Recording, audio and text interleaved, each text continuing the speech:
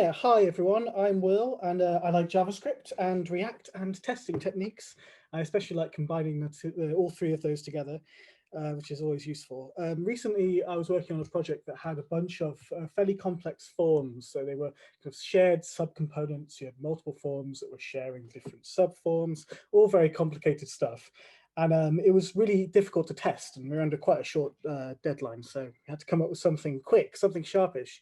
And we ended up using a really simple technique and convenient technique. And the more I looked into the idea behind the technique and the person who invented it, the more interesting it became. So yeah, that's why I'm really glad to be able to share it with you today.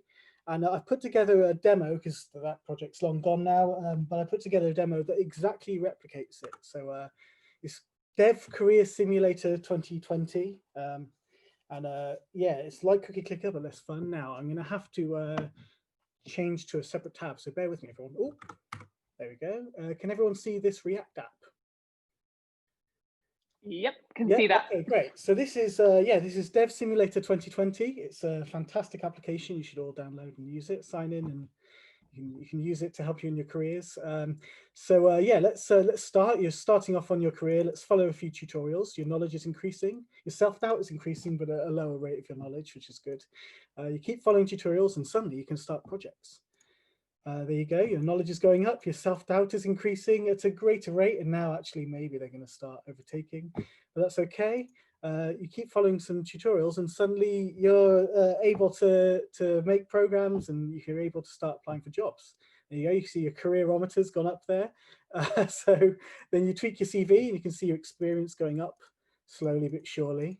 And now you've got enough experience, you can actually start attending job interviews. So let's give that a go. Oh, there we go. We managed to get a job, and our career has progressed slowly but surely. And I think if we keep starting projects, we can eventually actually start refreshing Hacker News. Now we've got a job, we can start procrastinating. But weirdly enough, it just increases your self-doubt, which is odd, isn't it? It doesn't do anything but slowly make you doubt yourself. So let's stop refreshing Hacker News, and let's actually get on with our day job. So you can commit code, which is good. Your productivity is going up, but your karma's going down. That's not good. So you better write some tests to just make your karma go up a bit. Your boss likes the productivity, but he won't like it if, or she won't like it if code fails in production. So make sure you keep writing those tests. Eventually, you realize this is taking way too long. So let's just copy from Stack Overflow, shall we? So yeah, you click that a few times, and look, suddenly your productivity is going way up, but your karma's going way down. Oh, and your career's doing well, but if you keep copying from Stack Overflow, it goes back down again. You're stuck at plateau. What are you going to do? Well, one way is to, once you've reached rock bottom, is to read the documentation. So now let's finally start reading documentation, and now our karma and productivity is going up. All is well in the world, but you're still trying to get ahead in your career. So you take to social media. Yeah, let's try that. You can do some amusing tweets, and that's always good. And yeah, you can network at a conference. That's also good. And yeah, then you can also go on an extended Twitter rant. Let's see what happens. So, oh, our career's doing well suddenly, but oh no, it all backfired. The mob turned against us. So, and actually you've lost your job as well. So you're gonna have to attend some more job interviews, got another job, yada, yada, yada. The point being is there's this complicated set of state. You've got this parent component here. You've got these subcomponents that have their own behavior. You can go on another extended Twitter rant once you've got your job. I've lost again. But they're all interlinked, and this is hard to test. And you can imagine a form might look a little bit like this. So yeah, let's. I'm going to go back to the presentation now. So bear with me. That was a demo. Thank you, everyone. And where's the present button? There we go. So yeah, this is what we're looking at, right? This is our app visualized. If we were going to try and test it, we've got a lot of difficult problems here, because each single component there, the careerometer, the job hunting, the job, the R&D, the networking, etc., they have their own internal state, which is encapsulated, which is usually a good thing. But can we avoid this? Can we work around this? Well, let's look at some ways to do that. Well, we could consolidate, couldn't we? We could take all of our state from our child components and consolidate them in the parent component. This is really convenient for testing the children, because now they're pure components. They just receive props. But the con is that the downside is the fact that now your parent component is 5 times as complex. All the state is consolidated there, and they're still not tested because testing state changes and event triggering is really difficult with React. It's annoying. You have to kind of synthesize events, things like that. So that's annoying. And what happens if you want to introduce a new child that's also contains state? Yeah, you've got a stateful grandchild there. Do we need to consolidate that too? Does that place inherent constraints on the way we design our React component tree? What if it makes better sense for the state to be localized? And what if we don't or can't modify these components? What if it's a third-party component, or it makes better sense to keep the state in the child? Well, another approach is mocking, right? So when you're testing it in your unit tests, you can replace the useState hook with a mocked replacement. And render things in your unit tests with the static state, and then you can tear it down. The nice thing about that is your component code is completely unchanged.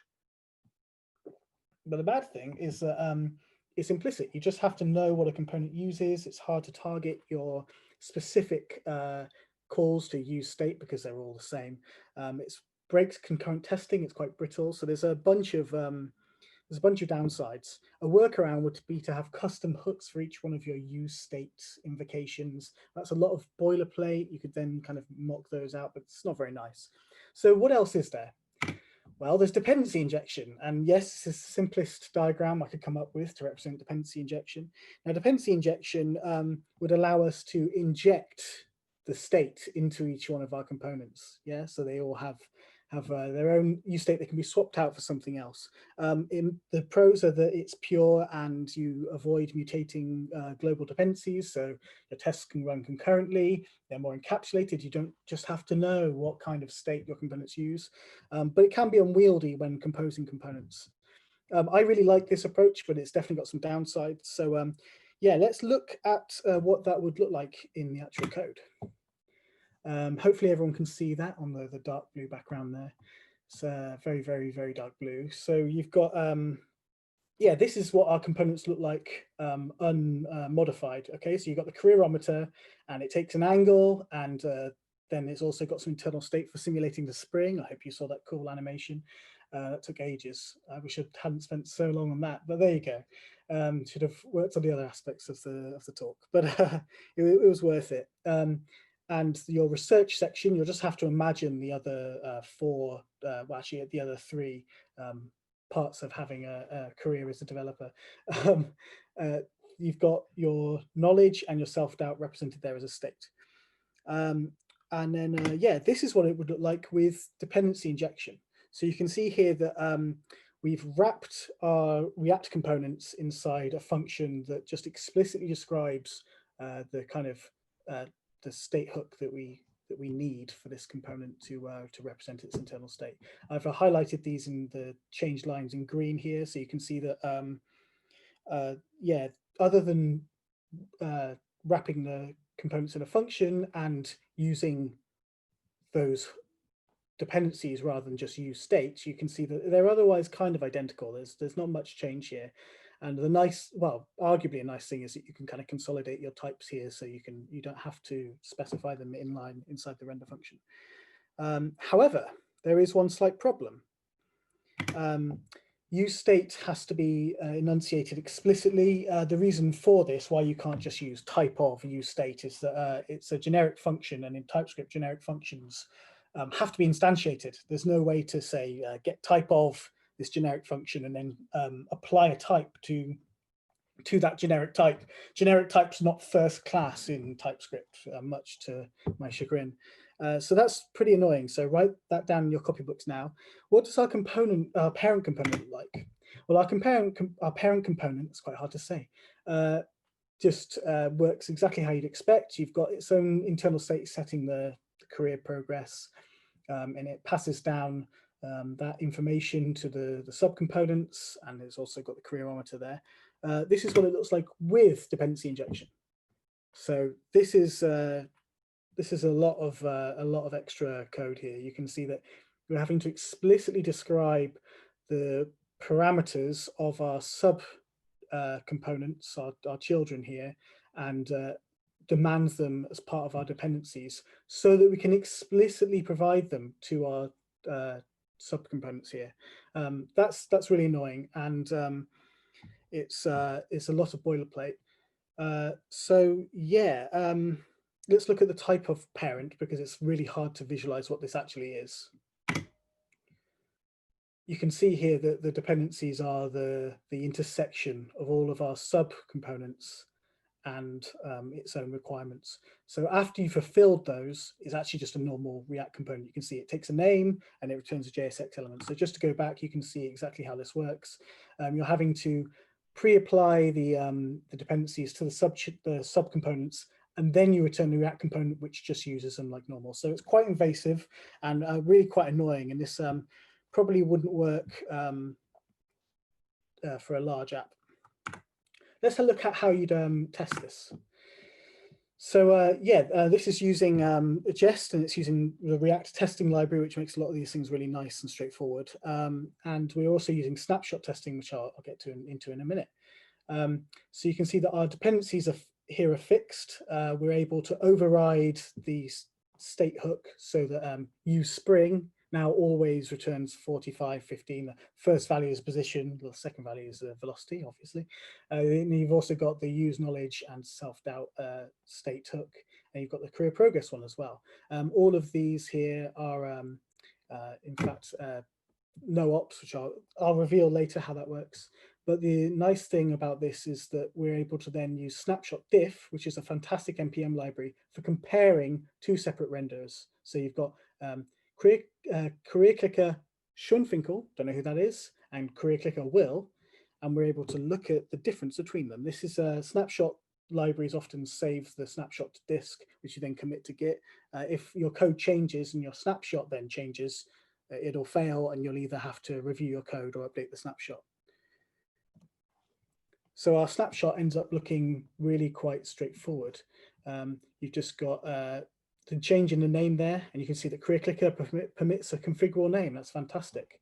And there's no other annoying boilerplate. There's no extra HTML elements you're not interested in. So that's really nice. Let's look at a more complicated example. So you can see here, this is a test for checking that after you manage to get a job as a developer, you can now procrastinate as much as you like. And you can see that we've got different dependencies here. So you've got an unemployed version of the career clicker where the career progress is set to 1. Otherwise, everything is identical. And then you've got an employed version of the career clicker where the career progress is set to 2. We render both of them, and now we compare them. Let's have a look. There we go. The snapshot's providing, showing that when you've got a job, you can now refresh hack and use as much as you like, and you can waste time during the day just like me. So there we go. We've essentially converted an internal state hook into something we can explicitly set like a prop. So this is kind of a cheat, right? We've turned our smart complex components not into dumb components, but into kind of quasi average components that can be converted however we like. You may be asking, well, how do I use this in a React app? Well, you can just provide the normal React use state function here. So the nice thing about TypeScript is because all of this is inferred, you can know that if you've made a mistake, say you've missed out use Spring, it'll tell you, and it'll demand that you actually add that to your code there. So that's really nice. And that works just like a normal React component. If you could see the type of what this export is, it's literally just a function from string to JSX elements. So yeah, there are some downsides. The boilerplate for our parent component is really awkward, especially for large apps. This will get really unwieldy, and you'll regret ever listening to me. So can we fix it? Yes, we can. The answer is this. Oh, hold on. Do you want me to explain? Okay, fine, I'll explain. But in order to explain, I need to introduce this concept. Now, most of you will be familiar with KISS. It stands for Keep It Simple Stupid. But actually, the answer for our specific problem relies on a completely different interpretation. Constantsfunktion. Now, I'm going to have to pronounce this quite, it's a difficult pronunciation. Identitätsfunktion, Verschmelzungsfunktion, Schoenfinkel. There we go. That's the Schoenfinkel guy from before. Who on earth is he? Who's this dapper fellow? Well, in order to explain this, we're going to have to go back in time. In 1895, a man called David Hilbert arrives at Göttingen University and begins working on the foundation of mathematics. In time, he'd announced his program to axiomatize mathematics, to prove there's kind of solid logical underpinning to all of mathematics. And as some of you may know, he was ultimately unsuccessful. He was tragically unsuccessful, but not before he and his students would revolutionize the field and invent a few other fields at the same time. Speaking of his students, there's a man called Moses Schoenfinkel, or Scheinfinkel, who in 1914 is 25 years old and studying in Odessa University. He is not part of Ukraine yet. It will be Ukrainian, but at the point in time it's Russian. And he goes to study with Hilbert in Germany in 1914. Now he gets there just before the start of World War I, which is handy for him. So he ends up essentially, I guess, being stuck there as a foreign student. Yeah, on the 7th of December 1920, he delivers a talk called Elemente der Logik, which is a fantastically important talk, and it ends up being published 4 years later as Über die Bausteine der mathematischen Logik, which stands for On the Building Blocks of Mathematical Logic, and it's very readable if you can read German, and although it has since been translated into English. Let's talk about that talk and the paper. So this paper essentially introduces, it attempts to show that mathematics can be done without variables, and will include function argument names in that. And he does it by introducing three remarkable concepts. Now, the first concept, I think all of us here will understand. The second one, I think some of you will be familiar with. And the third one, I'm still trying to wrap my head around, so you'll have to help me with it. So the first point that he made in this paper, in this talk, is that functions can be values too, okay? Functions can be passed to other functions, and they can be returned from functions. Anyone who's worked with callbacks or array functions will be really familiar with this. He then points out that n-arity functions can be reduced to n-unary functions. Now, what he means by that is that a binary function, like adding x and y, can be turned into a function that takes x and returns a function that takes y and adds x and y together.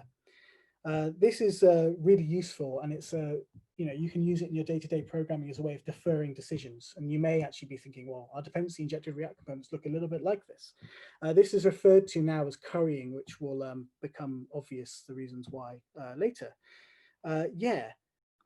He then goes on to show that based on these first two concepts, bound variables or named variables aren't necessary for computation given a minimal set of combinators. Now, what is a combinator? A combinator is a function that only acts on its inputs. So adding two numbers is not a combinator because it has this adding concept in it. But if you're applying x and y to each other without using any other operation, that would make it a combinator. And he essentially came up with a combinatorial calculus, a minimal set of combinators that could be used to compute other things. It's worth pointing out that because in his calculus, everything is just a combinator, everything is a function, all of the values must be functions as well. There's no such thing as a number in his calculus. So let's look at those combinators he discovered. I've transcribed them into JavaScript here. So k, or Konstanzfunktion, takes a second value and returns the first one. So it's like it ignores the first one. The second one. It always gives you back the first one. Identitätsfunktion, or I, gives you back exactly what you gave it. And Verschmelzungsfunktion, or S, obviously, or the fusion function, which takes three things and applies the first and to the third, the second to the third, and then the results of the first and the third to the second, the results of the second and the third. So that's pretty complicated, and you'll notice that it's the only one of these combinators that actually applies those functions as well. The rest just return what they're given without doing any operations here. Now, don't ask me why it's called S. It could be because it can be seen as substituting values for others. It kind of performs this act of computation, maybe not. Yeah, and it's not really relevant for our purposes, but it's interesting to know that I can actually be derived from S and K together. So I is also SKK. So technically this talk should be called KUS, not KISS. Let's quickly take a look at some of the applications of these combinators, if you'll pardon the pun. With just S and K, you can build a compose function. So with SK, you can compose two functions together. Now, what's the answer here? I'll give you a second to think about it. That's right, it's 1920 or 1920. And we can also, using S and K, flip the arguments of a function. Okay, so by using compose as we defined earlier, which is ultimately just SK, you can then use those to take a function that adds two strings where flip and flap go in that order. It comes out flap flip. There we go. So already just with these really basic combinators, you can build some kind of interesting functionality. And it also means you don't need low dash or underscore or rammed or anything like that. You can just use S and K in varying combinations and get on with your day. No need to use NPM anymore. Oh, but before I forget, I know I explained that KISS meant Konstanzfunktion, Identitätsfunktion, Verschmelzungsfunktion, Schoenfinkel. But actually, it turns out there's another interpretation. Kestrel, idiot, Starling, Smoljan. Why? Well, let's go back to our timeline because the story doesn't end here. There we go. Here's a handsome Smoljan. So that's 1920. In 1927, an American called Haskell Curry hears about Schoenfinkel's work and moves from America to Germany to study with Hilbert. He was actually Hilbert's last student, I think last PhD student at least. Yeah, in 1930, he publishes his PhD Grundlagen der kombinatorischen Logik, or the foundations of combinatory logic, where he greatly expands on the work that produced by Schoenfinkel. Schoenfinkel, I don't think ever called it combinatory logic. He just produced these kind of basic elements of logic. There you go. Now, later on, a magician in 1959, and then logician later on, Raymond Smoljan studies under Alonzo Church in Princeton. Years later, and he's studying computer science, obviously, and logic. Years later, he publishes a light-hearted puzzle book that's an introduction to combinatorial logic, introducing each combinator as a different kind of bird for living all together in this kind of hypothetical magical forest. K becomes Kestrel, I becomes idiot, S becomes Starling, and so on. And why did he use birds to name the combinators? Well, bird watching was a hobby of Curry's, and Schoenfinkel is sort of an old German, maybe an old Hebrew name for pretty finch, Schoenfinkel. Now, I know what you're thinking. Get to the point. How does this help me? Well, the S combinator, or Starling, is the solution to all our problems. It's going to help us compose our dependency injected React components in a nice and beautiful way. However, due to the left to right inference rules of TypeScript, we're actually better off reversing the order of application. So instead of going AC, BC, it should go BC, AC, and that will help with TypeScript help us. Yeah, so let's flip this Starling. Now we've got a flip Starling, you can see BC, AC, but that's pretty much difficult to say. It's a bit of a mouthful. So what are we going to call it? Well, Quacky Bird was already taken. So how about we call it Flappy Bird? And for short, Flap.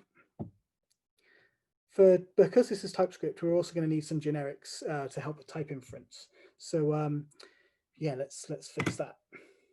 Oh, yeah, TypeScript does make JavaScript a little bit less elegant, doesn't it? It's not quite as pretty, but there we go. So let's quickly refer back to our boilerplate heavy version of our parent component. Remember that?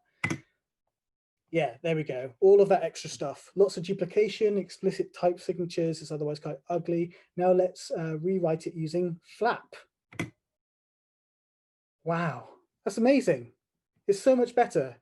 Notice there's no need to explicitly describe the child component's dependency requirements anymore, okay? We're just passing in research and careerometer in.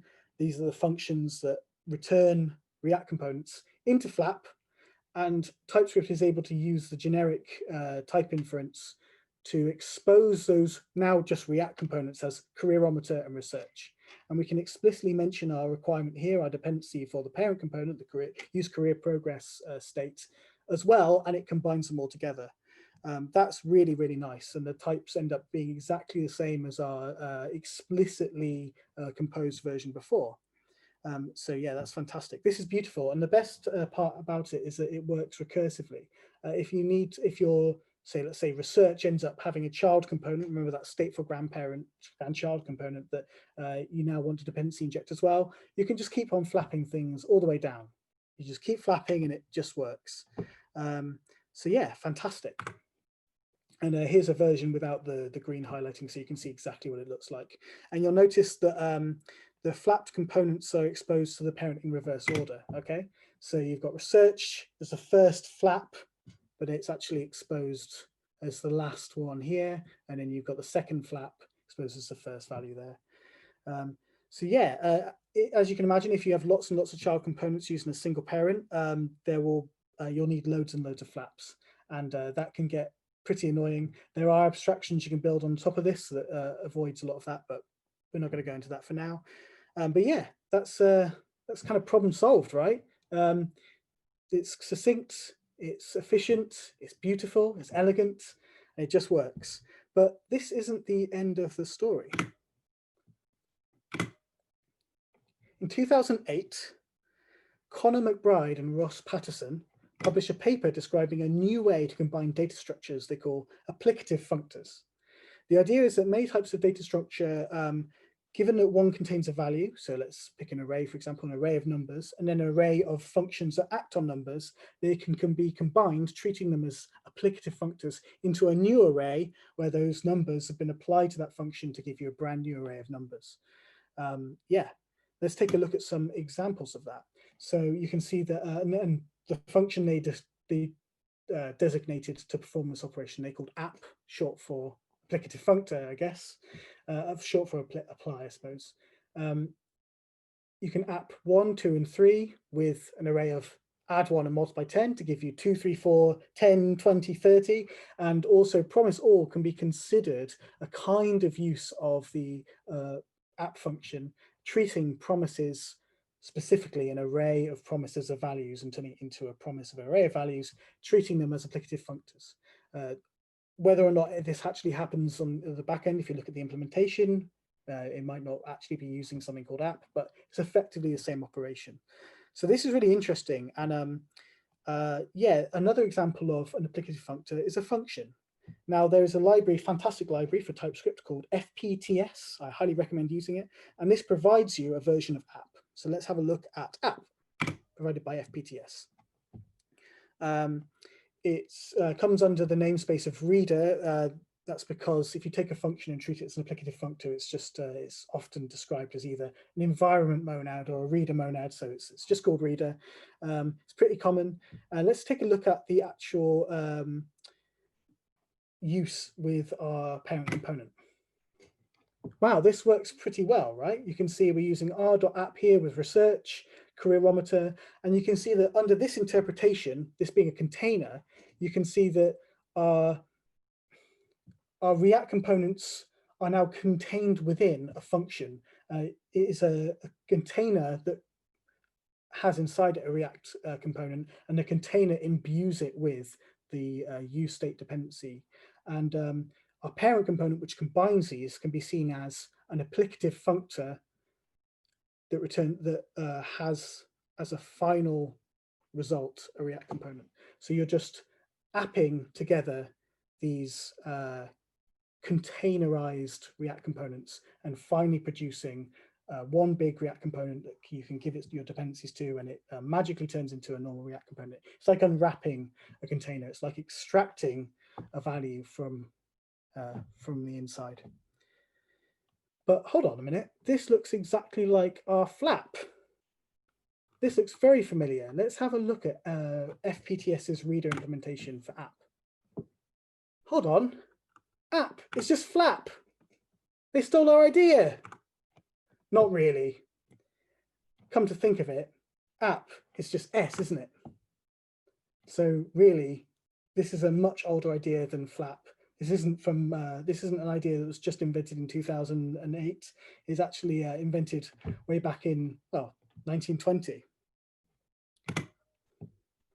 Here's an interesting fact. Schoenfinkel gave his talk to his colleagues explaining the S Combinator on the 7th of December 1920, so exactly 100 years and 1 day ago. Here's an interesting coincidence. Schoenfinkel was born in 1889 and I was born in 1989. So we would be exactly the same age, giving exactly the same equally excellent and equally groundbreaking talks 100 years and 1 day apart. Now, I'm not comparing myself exactly to the inventor of combinatorial logic and one of the forefathers of computer science. That's for you to decide. However, that's not true. Last night there was a talk by Stephen Wolfram of Wolfram Alpha fame, and it was 3.5 hours long, and I watched the whole thing to spare you guys from having to do it. Feel free to watch it if you want to, but he actually dug into this and he did months of research translating German and Russian records with people on the ground in Odessa, and he found out actually it's just a mistake. He was born in 1888, not 1889. So there you go. I had to stay up last night going through my whole talk, fixing all the wrong facts and figures, which just goes to show you probably shouldn't rely on Wikipedia for all your facts. And I'm probably not the reincarnation of Schoenfinkel. But if you want to know more, please follow these links because there's a huge amount of information there.